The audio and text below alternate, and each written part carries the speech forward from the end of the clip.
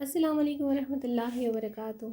آپا کیوں رو رو کر خود کو اتنا ہلکان کر رہے ہیں؟ مجاہد بھائی دوسری شادی تو کر لینے دیں، خود ہی مرغا بن کے توبہ نہ کریں تو پھر کہنا۔ صوفے پر لیٹے ہوئے مزے سے پاپ کارن کھاتے ہوئے اس نے آپا کو مشورے سے نوازا۔ جانے کب سے اماں کے پہلو سے لگی مجاہد کی دوسری شادی کا رونا رو رہی تھی۔ مجاہد کی جگہ اگر اعظم ہوتا نا تو پھر میں تم سے پوچھتی۔ آپا نے روٹھے ہوئے لہجے میں کہا۔ انہیں ناجیہ کا مشورہ بالکل پسند نہیں آیا تھا۔ قسم لے لیں آپا جو منع کروں، بلکہ اعظم ارادہ تو باندھے۔ ایمان نے ساری رسمیں کراؤں گی، اپنے ہاتھوں سے دلہن سجاؤں گی ان کی۔ اس کے چہرے پر ایک شکن تک نہیں آئی تھی۔ سچ کہہ رہی ہو؟ اندر آتے اعظم نے اس کی بات سن لی تھی اور فوراً تصدیق چاہی۔ 100% سچ، وہ صوفے پر اس کے لیے جگہ بناتے ہوئے بولی، اور اماں اسے گھورتی رہ گئی۔ دیکھ لو پھر تم مکر نہ جانا۔ اعظم نے جیسے بات پکڑ لی تھی۔ کبھی نہیں، وہ اس قدر اعتماد سے بولی کہ راشدہ بھی اپنا غم بھول کر اسے دیکھنے لگی۔ ناجیہ ذرا میرے ساتھ کچن میں آنا، اماں نے اسے حکم صادر کیا۔ ان کے پیچھے وہ کچن پہنچ گئی۔ پاگل ہو گئی ہو تم؟ کچن میں داخل ہوتے ہی اماں اس کی طرف تیزی سے پلٹی تھی کہ وہ اچھی خاصی گھبرا گئی۔ توبہ ہے امی، دل نکال لیا میرا آپ نے، وہ دل پر ہاتھ رکھتے ہوئے بولی۔ تمہیں سنبھال رہی ہوں، تمہارا دل نہیں نکال رہی سمجھی؟ امی کو غصہ آ گیا۔ غضب خدا کا، شوہروں کے سامنے کوئی ایسے دھڑلے سے شادی کی بات کرتا ہے؟ ہاں تو امی سچ کہہ رہی ہوں، میں شریعت کو سمجھتی اور مانتی ہوں۔ ایسا نہیں کروں گی کہ آپا کی طرح رو رو کے سارے خاندان میں اپنے شوہر کا نام خراب کروں۔ وہ کچھ دیر پہلے فرائی کیے ہوئے شامی کباب اٹھا کر کھانے لگی۔ شریعت کو سمجھتی تو یہ نہ کہتی۔ اماں نے پلیٹ اس کے سامنے سے اٹھا لی۔ شریعت میں صاف ہدایت ہے کہ عورت کی عزت کردار دیکھ کر اسے پسند کیا جائے، نہ کہ اس کے ظاہری حسن اور دکھاوے سے۔ اور یہ بھی واضح ہے کہ سب کے حقوق برابر دیے جائیں، کسی کی خاطر کسی کو حقیر نہ جانا جائے۔ اور ادھر مجاہد ابھی سے ساری رات گھر سے باہر گزارنے لگا ہے۔ خرچے میں راشدہ بیچاری کو تنگ کر رہا ہے۔ بچوں تک سے ملنے کا وقت نہیں رہا اس کے پاس۔ اماں بس بولتی چلی گئی، ایسا ہے کیا؟ ناجیہ کو سے اس نے آ گھیرا، اور نہیں تو کیا، وہ چائے کپوں میں ڈال کر ٹرے میں رکھتے ہوئے بولی۔ اور اب بھول کر بھی کبھی شوہر کے سامنے اس طرح کی بات مت کرنا، مرد کا دماغ گھومتے دیر نہیں لگتی۔ کچھ الٹا سیدھا ہو گیا تو روتے ہوئے میرے پاس مت آنا۔ اماں یہ کہہ کر کچن سے چلی گئی اور وہ ان کے پیچھے سر جھٹکتی ہوئی چلی گئی۔ عدیل اعظم کا جگری دوست تھا اور کلیگ بھی۔ اکثر رات کو کھانے پر ان کی طرف آ جاتا تھا اور وہ دونوں بھی اس کے ساتھ خوب انجوائے کرتے تھے۔ بھابھی ذرا نظر رکھا کریں اعظم پر، آفس میں بہت خوبصورت سٹاف بھرتی ہوا ہے۔ وہ کھانا لگا رہی تھی کہ عدیل نے شریر لہجے میں اعظم کی طرف دیکھتے ہوئے اسے چڑھانے کے لیے کہا۔ نظر رکھ کر کیا کرنا ہے عدیل بھائی؟ ناجیہ مسکراتے ہوئے بولی۔ دیکھ لیں بھابھی، پھر ہاتھ ملتی نہ رہ جائیں۔ یہ نہ ہو اعظم دوسری بھابھی کا بندوبست کر لیں اور آپ کو خبر ہی نہ ہو۔ عدیل نے مزید وضاحت کی۔ بکو مت، اعظم نے اس کے کندھے پہ مکہ جڑ دیا۔ رہنے دیں، شوق کرنے دیں پورا ان کو، مشکل ہو جائے گی، مجھے کیا پرابلم ہونی ہے؟ ناجیہ نے ناک پہ سے مکھی اڑائی۔ دیکھا، میری بیوی کی طرف سے کھلی اجازت ہے، تم اپنی فکر کرو، اعظم مسکراتے ہوئے بولا۔ تو واقعی لکی ہے یار، بھابھی آپ کو ماننا پڑے گا، اور نازیہ کی طرف دیکھتے ہوئے بولا۔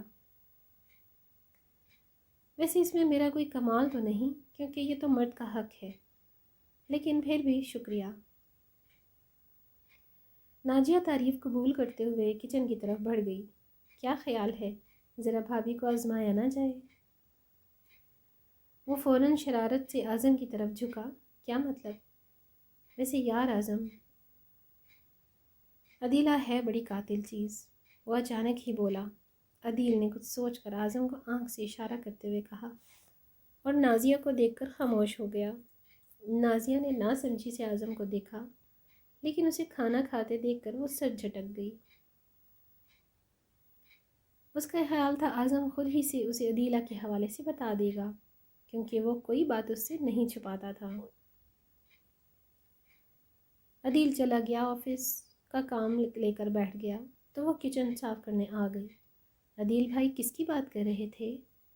برتن دھوتے ہوئے دماغ میں یہ بات اٹکی رہی۔ بار بار اس کی دوسری شادی کا ذکر کر کے تم نے اسے یہ ادراک دے دیا ہے کہ وہ اس معاملے میں آزاد ہے اور تم بھی اس کے ساتھ ہو، تو رنگ بدلتے دیر نہیں لگے گی اعظم کو۔ آج کل تو ویسے ہی مرد کے لیے کتنی چوائسیز ہیں۔ اگر آفس میں کوئی لڑکی دل کو بھا گئی تو اعظم ذرا دیر نہیں لگائے گا، اسے اپنا لے گا۔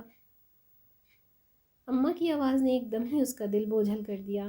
اس نے بد دلی سے کام کیا اور کمرے میں آ گئی۔ اعظم کسی سے موبائل پر بات کرتے ہوئے مسکرا رہے تھے۔ اسے اندر آتا دیکھ کر فوراً اللہ حافظ کہہ کر کال بند کر دی۔ آج تو سب کچھ پراسرار لگ رہا ہے مجھے۔ ناجیت نے کھوجتی نظروں سے اعظم کو دیکھا۔ یار جلدی سے لائٹ آف کر دو، صبح میں نے جلدی آفس جانا ہے، اس کی طرف پشت کرتے اعظم نے کہا، اور وہ ساکت بیٹھی رہ گئی۔ وہ بھلا کہاں اس کے بازو پہ سر رکھے بنا سوتی تھی۔ اس کے نزدیک دال میں ضرور کچھ کالا تھا۔ انہی تفکرات میں گھری وہ سو بھی نہ سکی۔ بارش بہار کی آمد کا پتہ دے رہی تھی اور اندر اس کا دل نہ جانے کیوں خزاں سا ہوا ہو جا رہا تھا۔ اداس کھانا پکا کے وہ ہمیشہ کی طرح ٹی وی کے سامنے بیٹھ گئی۔ اس کا پسندیدہ ڈرامہ آنے والا تھا اور وہ کچھ دیر بت کی طرح بیٹھی رہی، ٹانگیں لمبی کر کے لیٹی، نہ ہی میز پر سے پاپ کارن کی پلیٹ اٹھانے کی زحمت کی۔ بس چپ چاپ ٹی وی کی اسکرین کو تکتی رہی، یہاں تک کہ آنکھیں جلنے لگیں۔ تب موبائل نے شور مچایا۔ اس نے آنکھیں رگڑ کے صاف کیں اور فون اٹھا لیا۔ دوسری طرف اعظم تھا۔ جی اعظم، یار میں آج لیٹ ہو جاؤں گا تو پلیز کھانا کھا لینا، میرا انتظار مت کرنا۔ اعظم نے ہدایت دی، لیکن اعظم آ جائیں یار۔ کسی نے دور سے اعظم کو پکارا تھا۔ وہ زنانہ سی آواز تھی۔ ناجیہ چپ رہ گئی، کچھ نہ بولی۔ گھر آ کر بات کرتے ہیں۔ ٹیک کیئر محبت اور اجرت بھرے انداز میں کہہ کر اس نے کال منقطع کر دی اور ناجیہ کی پلکیں بھیگنے لگی تھیں۔ کہیں مجاہد بھائی کی طرح اعظم بھی کسی کلیگ کے ساتھ اس سے آگے کی سوچ سے روح تک کام گئی تھی۔ مرد ہی 4 شادیاں کر سکتا ہے، حق ہے اس کا۔ اندر سے کہیں سے طنزیہ آواز آئی، آفس میں بزی ہوں گے، میں بھی نہ۔ اس نے فوراً خود سے نظر چراتے ہوئے اپنے آپ کو مضبوط کیا۔ یہ اور بات کہ اعظم کے آنے تک نہ کھانا کھانے کو دل کیا اور نہ ہی کچھ اور کرنے کو، بس چپ چاپ بے چینی سے ادھر ادھر ٹہلتی رہی۔ اور پھر یہ معمول بنتا گیا۔ اعظم اب اکثر گھر سے دیر سے آتا، دونوں وقت کا کھانا بھی باہر ہی کھاتا۔ ناجیہ بس انتظار ہی کرتی رہ جاتی۔ جس وقت گھر پر رہتا وہ وقت بھی زیادہ تر موبائل میں مصروف رہتا۔ لمبی لمبی کالز اور ہونٹوں سے چپٹی مسکراہٹ۔ ناجیہ کا تو سکون غارت کر گیا تھا۔ وہ فوراً اماں کے پاس دوڑی چلی آئی۔ اور کرو ڈرامے، کتنی بار میں نے سمجھایا تھا کہ ہوش کے ناخن لو، سوتن کو جھیلنا آسان نہیں ہوتا۔ سب بڑے بول ہیں، لیکن نہیں، تمہیں تو بہت شوق تھا، اب کرو شوق پورے۔ پہلے اماں بہت برسیں، پھر اس کے بعد آنسو بہتے دیکھ کر ان کا دل پسیج گیا۔ میں خود آ کر اعظم سے بات کروں گی، تم پریشان مت ہونا، اماں نے تسلی دی تھی۔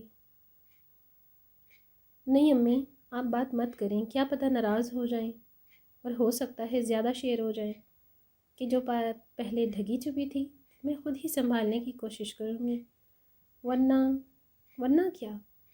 ورنہ میں ان سے الگ ہو جاؤں گی اماں۔ وہ سسک کر رونے لگی۔ میں ان کے ساتھ کسی دوسری عورت کا سایہ بھی برداشت نہیں کر سکتی۔ اور اماں نے اس کا سر سہلاتے ہوئے ٹھنڈی سانس بھری۔ آج اس کی سالگرہ تھی۔ وہ بڑے دل سے تیار ہوئی تھی۔ نیوی بلو کلر کی ساڑی جس پر وائٹ رنگ کے جگمگاتے موتی لگے ہوئے تھے، سفید کلر کی ہی لائٹ جیولری۔ آج تو آپ کو میری طرف لازمی پلٹنا پڑے گا اعظم۔ آئینے میں اپنے سراپے پر ستائشی نظر ڈالتے ہوئے خود سے مخاطب ہوئی۔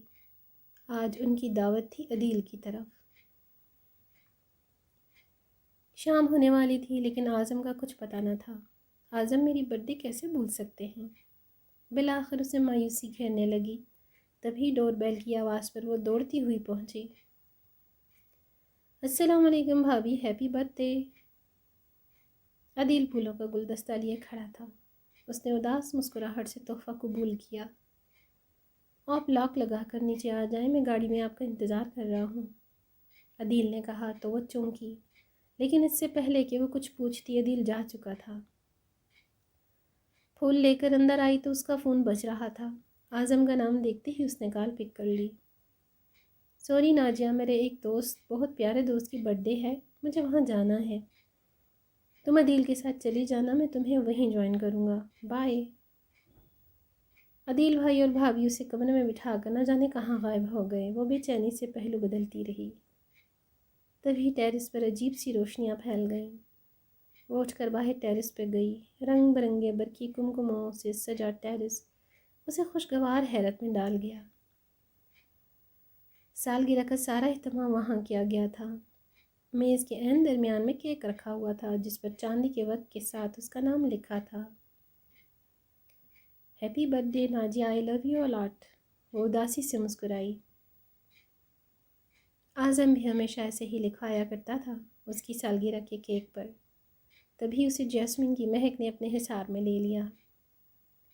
اعظم، اس نے آنکھیں بند کر لیں، ایک آنسو بند توڑتا گال پر لڑک گیا۔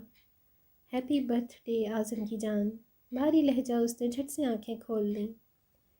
اعظم آپ؟ حیرت اور خوشی دونوں اس کی آواز میں شامل تھے۔ تو اور کون ہو سکتا ہے آپ کے اتنے قریب؟ وہ مسکرا دیا۔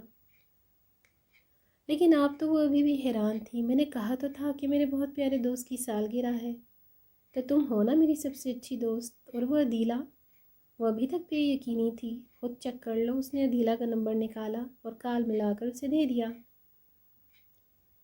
وہ حیرت سے دوسری طرف جانے والی رنگ سنتی رہی۔ ہاں یار بولو، اب ہم اندر آ جائیں، ابھی بھی تیرا رومانس باقی ہے۔ کال پک ہوتے ہی عدیل کی مسکراتی آواز اس کے کانوں سے ٹکرائی۔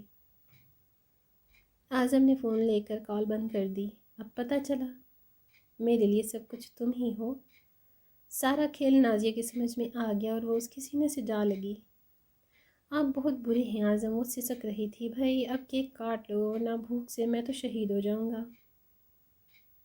عدیل اور آمنہ اندر آئے تو وہ جھٹکے سے اعظم سے الگ ہو گئی۔ آپ نے بہت غلط کیا عدیل بھائی۔ وہ اب بھی عدیل سے ناراض تھی۔ جو بھی ہے بھابھی، اب پھر کبھی دوسری شادی کی حمایت نہ کیجیے گا، ورنہ اگلی بار میں سچ مچ کسی عدیلہ کے حوالے کر دوں گا آپ کے ہیرو کو۔ اس کی بات پہ سب ہنسنے لگے۔ بدتمیز۔ اعظم نے اسے آنکھیں دکھاتے ہوئے مضبوطی سے ناجیہ کا ہاتھ تھاما، اور ناجیہ دل میں شکر ادا کرتے ہوئے اور خود کو اطمینان دلایا کہ اس کے اعظم کے دل میں صرف وہی تھی، صرف وہی۔ ویڈیو اچھی لگے تو لائک شیئر ضرور کیجیے گا۔ چینل پر نئے ہیں تو چینل کو سبسکرائب کرنا نہ بھولیے۔ مزید ایسی ویڈیوز کے لیے اگلی ویڈیو تک اللہ حافظ۔